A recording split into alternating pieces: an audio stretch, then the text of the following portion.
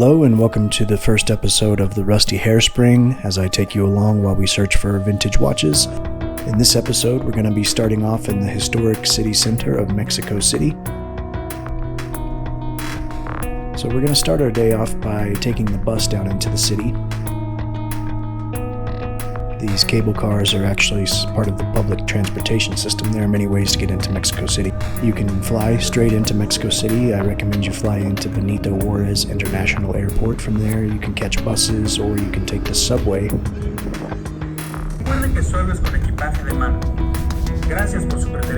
So we're going to jump off the bus and stop at the market here for a minute, look at some fake sunglasses, and then we're going to go down into the subway and ride the subway into the city center.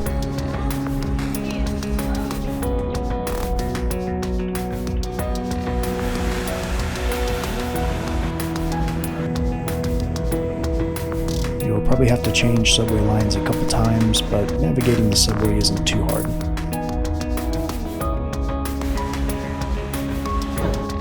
So I was surprised when we came up out of the subway and ran across a little watch repair place right down in the subway.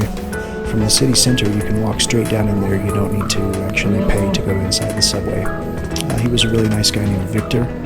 He didn't have too many vintage watches for sale.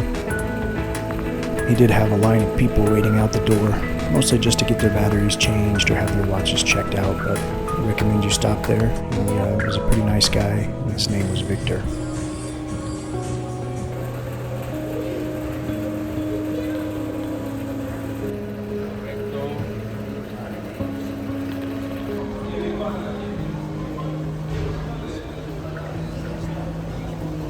So from there we're going to come up into the city center, and you'll be at the corner here where the arrow shows when you first come up. The National Palace is along this side of the Zocalo, and you'll see the National Cathedral right here.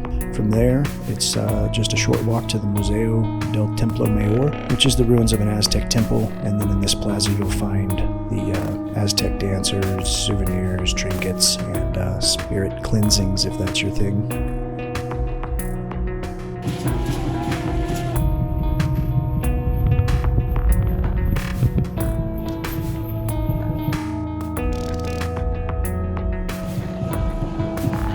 So this is the Templo Mayor. It's the remains of the pyramid there in the city center. And this is the National Palace here. Depending upon when you go, there may be a variety of activities in the center. Let's run in here and take a quick look at the National Cathedral.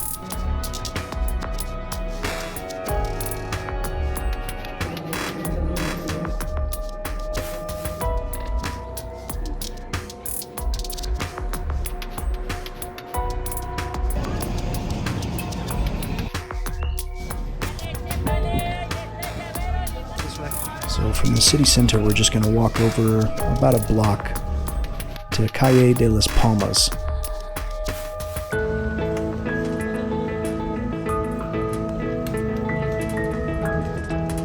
We're going to stop and grab some tacos real quick at this place. One of my favorite places in the city center to grab tacos, and it's called El Patriarca. I recommend you grab a Cubano style michelada if you're a beer drinker. And across the street from this taco place is a fancy restaurant called El Cardenal. So after a quick bite to eat, we're going to turn left out of the taco place, and we're going to go down to the Centro del Reloj, Mexico. And this is the place that you'll probably find if you do a search for watches in Google Maps. This place is okay. It's worth checking out. Mostly it's new watches and watch service places. I didn't really find too many vintage watches here for sale.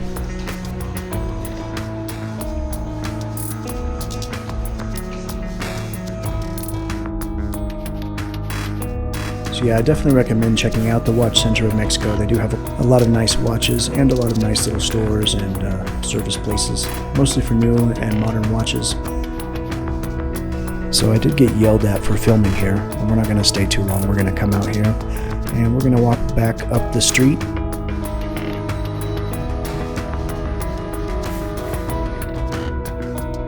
Along the way, you'll see a Doxa store. It sells a lot of nice watchmaking supplies, pretty much everything you would need to work on vintage watches.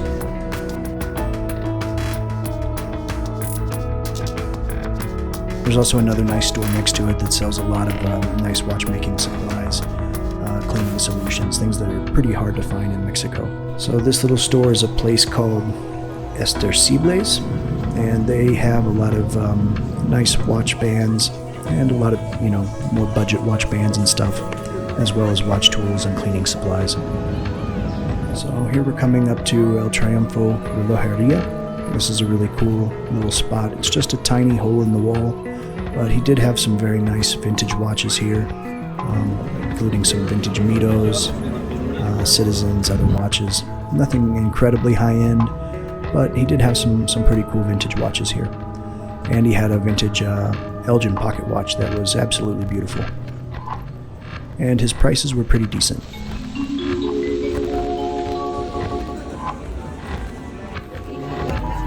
Alright, we're gonna pop into this little place. It's a little market area with a bunch of watches. I found a few places in here that had some really cool vintage watches, but most of what you're gonna find is either, clones or, inexpensive quartz watches.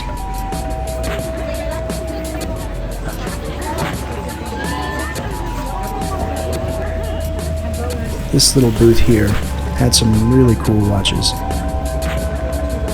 but the real gem is next to it. I think it shows up on Google Maps as Antiguo Relojes Bazaar. You'll see the entrance where it says GI Collections, right behind the guy in the yellow vest there. From here, just come in and walk up the stairs.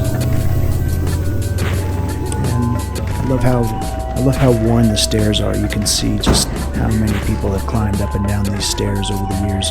I'm not exactly sure how old this building is, but I know it's pretty old. To me, it brought back a lot of memories from my childhood, back in the early 80s, visiting the old stores downtown with the old wooden display cases, the old wooden floors. You just don't see things like this very often anymore in the United States. So they had little booths in here, everything from just watchmaking supplies, pretty much everything you can imagine. Some places for service, everything from links, just pieces, parts, dials. Nothing is ever thrown away. Everything is saved. And if you look around hard enough, you can probably find whatever it is you're looking for.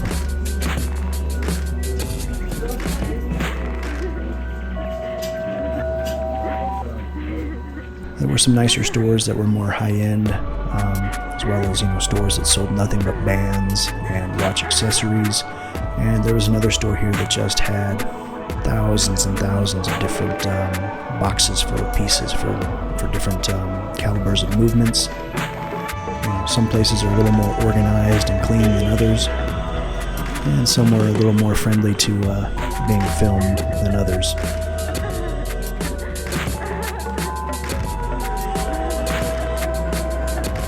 I love the old architecture style of the building. So this little watch shop is really cool.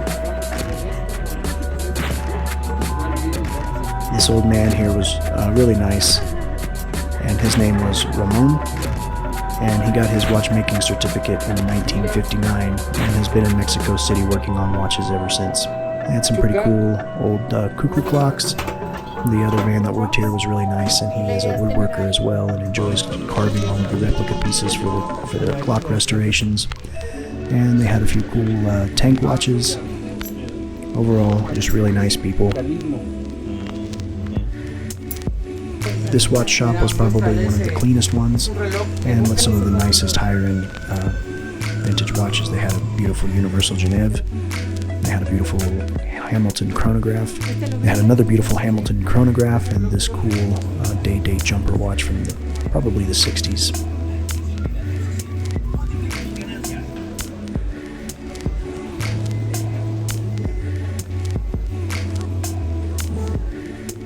So this shop was definitely one of my favorites, and this is where we ended up finding the watch that I bought today. And on the end, it's that silver Seiko 6619A from around 1965.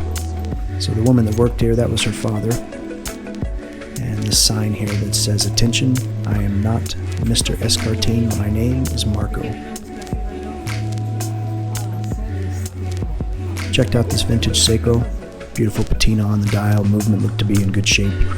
Pretty complete, original 6619A from about 1965. So I did end up picking up this watch for my collection today. I paid 800 Mexican pesos for this, which is about $44 US with the exchange rate right now. Okay, we're going to head back out onto the street now. So there's the Doxa store on the corner looking up Calle de la Palma.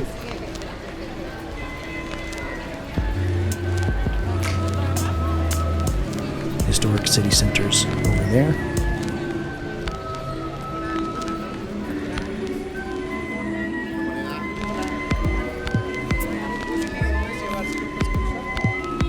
We're going to walk down here and make our way towards the Latin America Tower, but first we're going to stop at the Museo del Estanquillo. It's a museum dedicated to 20th century Mexican culture, like photographs, posters, movie posters. Definitely worth a stop. It is, I think, free admission.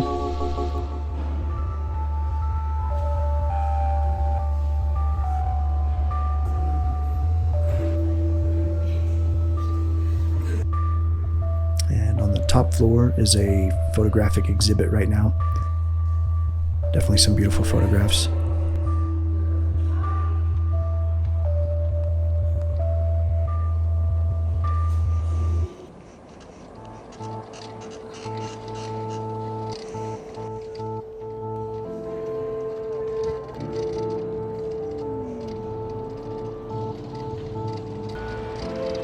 If you make your way up to the top floor on the roof, you'll find a cafe where you can stop and rest and catch some unique views of the city center.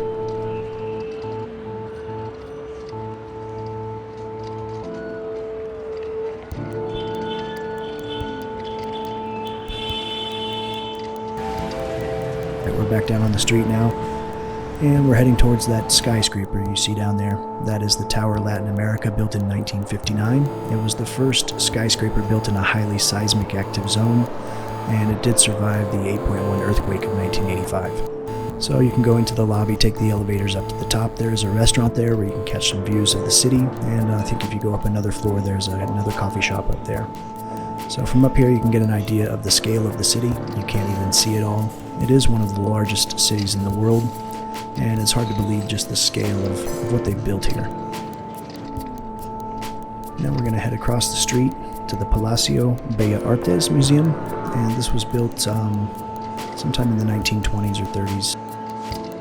But the architectural style is beautiful. It is an original Art Deco building. I think the museum entrance is about 60 or 80 pesos, definitely worth a visit.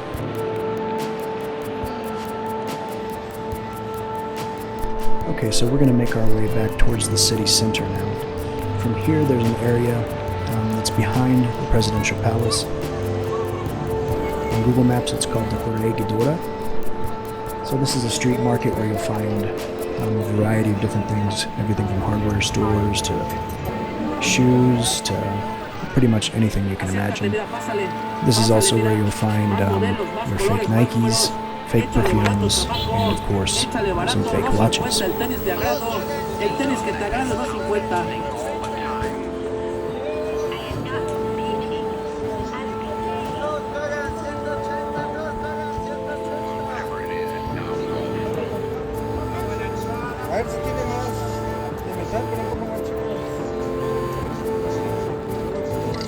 You'll see here some replica Rolex, Citizen, and this replica quartz Richard Mille watch for about 200 pesos, which is about $12 US.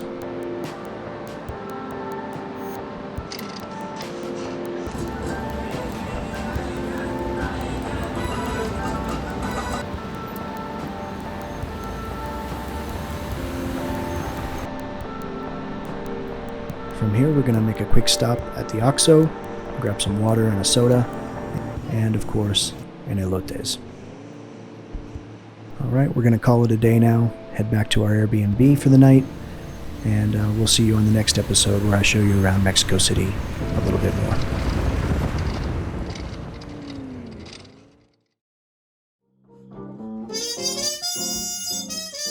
Thanks. If you like this video, feel free to like and subscribe, or share it.